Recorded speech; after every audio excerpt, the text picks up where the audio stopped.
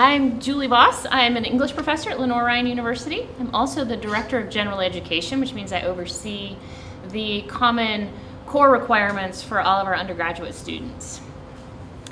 If you are watching this video, chances are you are a new first-year student who will be joining us at Lenoir-Rhyne in the fall, and you're working on your summer homework assignment. The Summer Read program at LR is an opportunity for all of our incoming students to read the same book over the summer and to engage in conversations about the book and about issues related to the book when they get to campus in the fall. The selection this year is The Underground Railroad by Colson Whitehead, which recently won the National Book Award. We're very excited that Mr. Whitehead is coming to campus in September. So he'll be on campus. You can hear him talk about his writing. You can ask him questions about the book. So while you're reading, keep that in mind and think of questions you might like to ask him. This is an intellectually and emotionally challenging text. And we've created this series of videos to facilitate your reading of the text over the summer. You don't have to watch them all. I encourage you to watch the ones that you are interested in watching.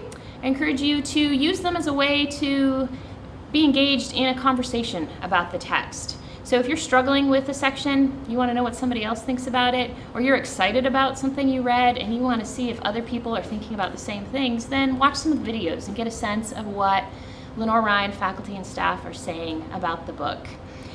My job is to talk about the very first section of the book. It's a very small section entitled Ajarry, in which we learn about the main character's grandmother and mother.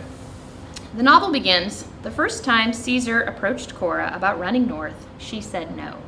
This was her grandmother talking. And then the novel goes on to tell us a little bit about Cora's grandmother, Ajarry. Ajarry was captured in Africa. She was brought to North America as a slave. She was traded from plantation to plantation. And over time, she developed a philosophy of life. Her philosophy was, keep your head down, know your value, and survive. And she tried to teach that philosophy to her children. She wanted them to obey so that they would be treated well. She wanted them to be valuable so that they could survive. But her daughter Mabel, Cora's mother, didn't really learn that lesson. We find out that Mabel ran away. She escaped. She decided survival wasn't enough.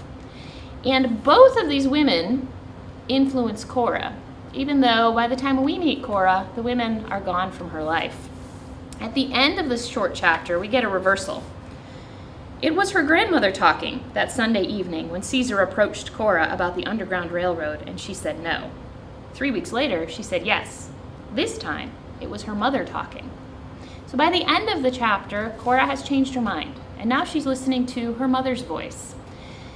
Throughout the novel, both of these philosophies influence Cora. The grandmother who says, survive at all costs, and the mother who says, survival is worth risking for something else, for freedom. As Cora moves through the book and through the country, she thinks about both of these ideas, and they influence her differently at different times in the novel. And you can see how this plays out as she goes through each stage of the novel.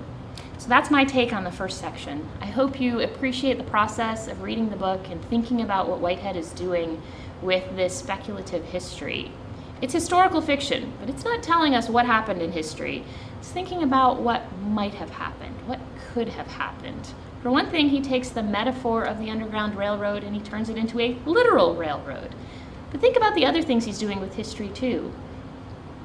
Where is he using facts? Where is he manipulating those facts? And what is it that he makes you think about history as he's working with those? I hope you enjoy the process, and I look forward to hearing what you have to say when you get to campus in August.